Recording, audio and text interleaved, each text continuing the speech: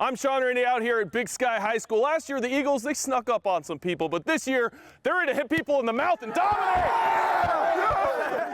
Hey, thanks, Ben. Yeah, out here in front of Toyota Stadium down in Frisco. Hey, I've gotten a chance to know this place pretty well. 3 out of the last 4 years I've been down here covering our Montana teams as they're trying to win their very first national championship down here in the state of Texas. How's it going, everyone? I'm Shaun Rainey here in Dahlberg Arena for the Class AA State Basketball Tournament. It's been over 2 decades since Class AA has descended upon the Garden City. Mr. Shaun Rainey himself. Look at him. Look, I'm an unbiased supporter of tonight. Hey, guys, Golden Goat, absolutely nothing like it.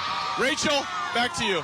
Well, the curse of the red turf is finally over. Montana gets its first win here in Cheney, Washington, but boy, it was not easy. You're not a big sunglasses guy. Like, I'm realizing now, like, I rarely see you wear sunglasses. No, I have been more in my old age. My eyes are getting sensitive. Your old age. I've been wearing sunglasses more. But we're all decked out. We're ready for Operation Get the Goat. And they're hoping to win it all this season. Hey, fellas, I know we're excited. Hey, let's show off that school spirit. Let's go. Hey, Big Sky, ready to roll.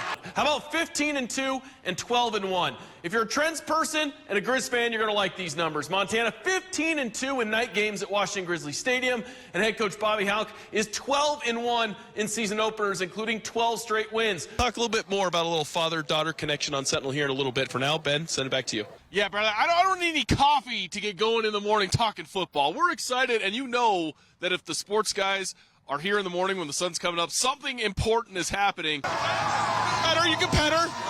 You can pet her. She's nice, she won't bite. Well, welcome everyone down to Boise, Idaho for the Big Sky Conference Tournament. We got a little purple rain here. We are set. We are getting crowned here in front of the student section. Well, you can call them the comeback cats. Montana State erases a 17-point fourth quarter deficit to beat New Mexico 35-31 in what was a dramatic game here in Albuquerque, New Mexico. But we have a lot of games going on, so much so that we need full 360-degree coverage. I'm Austin Parr. Welcome, everyone, to a beautiful day. We're here at Bobcat Stadium, the brand new scoreboard right behind us. I'm Shaun Rainey. He's Austin Parr. It's hot. It's July. But Austin, football is officially back. I got to say, I was kind of told it was going to be, nice and warm down here in California.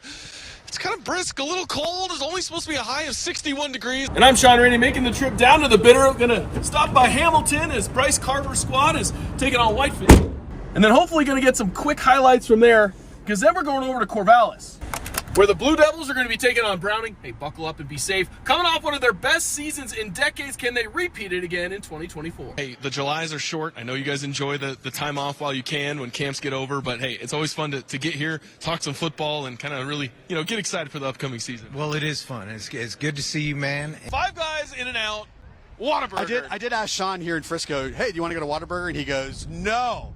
I will never set foot in a place like that again. Whataburger is so overrated. I shouldn't say that too loud down here in Texas. I'm going to be heading here to Frenchtown High School, where the number 3 and undefeated Frenchtown Broncs hoping to prove they can be one of the contenders in Class A.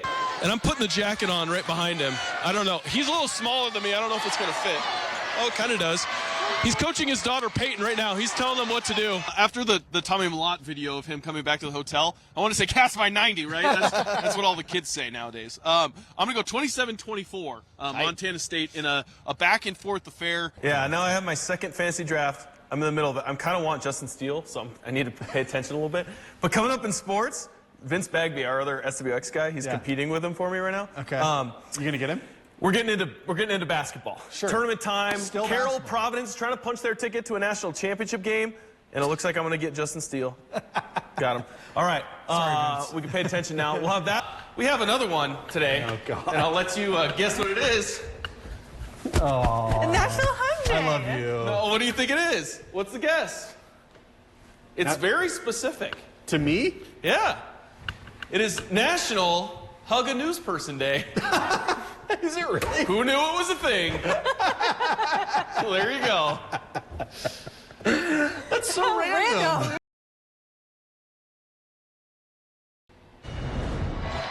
Yeah, guys, the wait is almost finally over. We have 30 minutes till tip-off. Montana State. As you can see kind of behind me, the Montana Grizzlies just getting on to the court, warming up.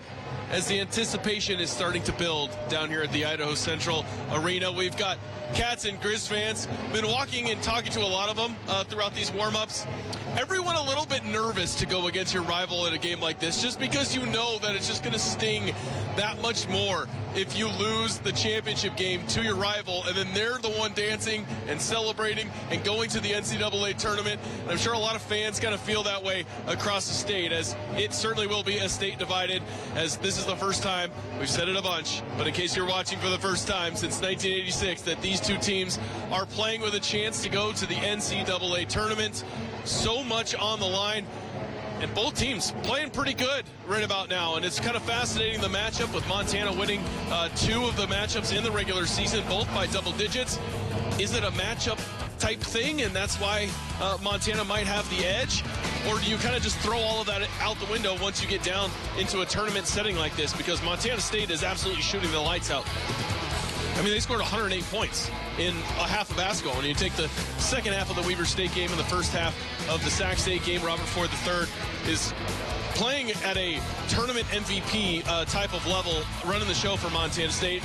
Meanwhile, for Montana, you have all of these seniors, the Brandon Whitneys, the Josh Vasquezes, Deshaun Thomas. These guys have played so much basketball. Montana is one of the most experienced teams in the entire country, and none of these guys have played in the NCAA tournament. So it is going to be very fascinating to see how they come out and play in a game that you know that they want so much to win. So much on the line. It is going to be a very fascinating game.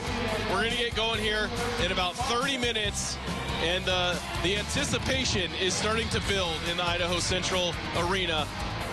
And we'll dive into as well, hey, if Montana State wins, that's going to be 3 in a row. This is the 5th straight time in the title game. So this is a very impressive run that Montana State's on. Meanwhile, Montana and Coach Jakir, well, he won the 2 early, the back-to-back a few years ago, and hasn't been able to get to the mountaintop. So can they break through and win it again down here in Boise? Hey, we'll find out in just a little bit. We'll have more on this game a little bit later on sports, but now I'm going to send it back to you guys. Happy Thursday night. Welcome back. You may have noticed I've been out for the last week or so. I got the wisdom teeth pulled, talking slightly difficult, so just bear with me as we get through this sportscast. We're going to start with some high school football. Senior night for the Sentinel Spartans on a calm, brisk fall night in the Garden City, hosting Glacier. First play of the game, and it may be fall, but winter is coming. Ben Winter, 6'4", 310, scarier for an offense than the White Walkers in Winterfell. Next possession for the Spartans, Jace Kashaka with the heave to Sam Sermon. Yes, sir, what a connection. Sentinel up 7-0. But here comes Glacier. Jackson Presley to Bridger Smith, and they have quite the connection as well. This play would set up Presley from the 1-yard line. It's a tush push, and he's in. And we have a tied ball game, 7 apiece. Glacier going for the deep ball to Smith again, and sometimes all you can do to stop the Grizz commit is hold on. But that penalty would set up, hey, did you know that the NBA season's going on now? Kobe Dorchis, Wolfpack up 14-7. Sentinel will get a field goal to make it 14-10, but here comes that Glacier connection again. What a great catch there from Smith, high-pointing the ball. And then Kobe again, he scores 56-10, your final. Glacier dominates in the second half with the best record in the league. Starting pitcher Nick Parker warming up with all his friends watching. And as they take on the Chuckers, the ball gets away. Hopefully that doesn't manifest itself into the actual game. It wouldn't in the first inning as he gets the strikeout of the swinging variety. And then later, how about a strikeout looking? Completely flummoxed the hitter with that pitch up in the zone.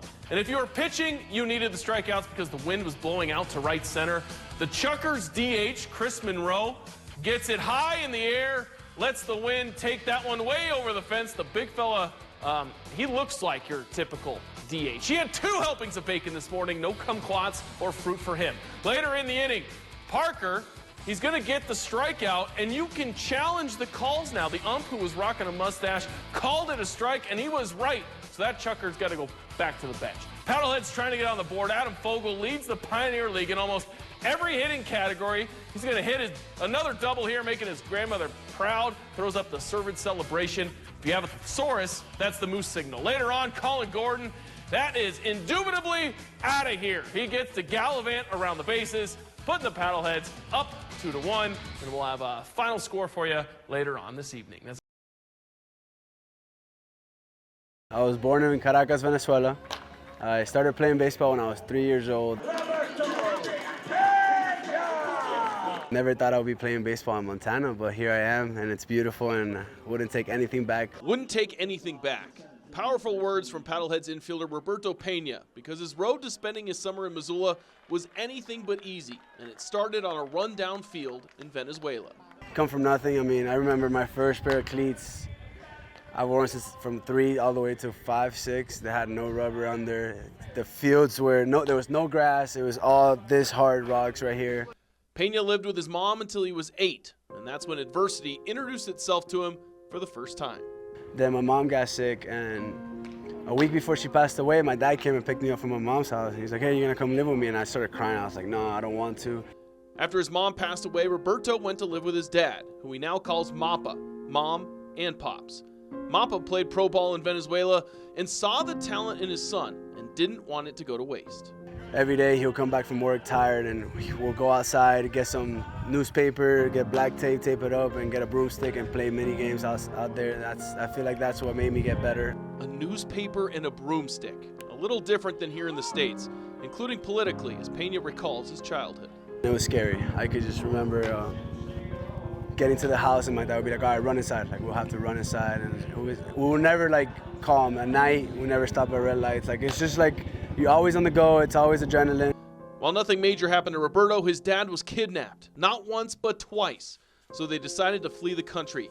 They left friends and family behind, and just like that, 10-year-old Roberto found himself sitting in a foreign Florida classroom. First day of class, I was crying. Sit down in class, and everybody's speaking in English, and I have no idea what they're saying. The adjustment was tough. The language, the culture, understanding he could actually play with a friend outside in the dark, and that they didn't need to board their house windows. But the constant for Roberto was baseball. He committed to Florida as a high school freshman, went to Central Florida, South Florida, and finished his college career at Kansas State. Baseball has made me the person I am today. I'll tell you, growing up in clubhouses, different people, different coaches, different father figures, because I take Slat as a father figure. Oh man, have a good one. He walked in day one and was talking to me like he'd known me 10 years, and he does that to everybody. Roberto's energy is contagious. Hi, Dad. His personality is one of a kind, which he credits to being in the melting pot of a baseball clubhouse. It's a great experience, and you learn a lot how to be likable and how to help people when they're down and how to help people when they're up. You learn how to be a great person overall and have a good heart for people. Oh, and Pena is pretty good at baseball too. He's hitting .350, he's second on the team in home runs and RBI, and leads the club in steals, all of which isn't by accident. Helps you understand, number one, why he works as hard as he does, the values that he has, the things that he prioritizes as important, and really his joy for the game. I mean, man, all he's been through, he loves this game, and he's been playing this game since he was little, and he just wants to make his family proud.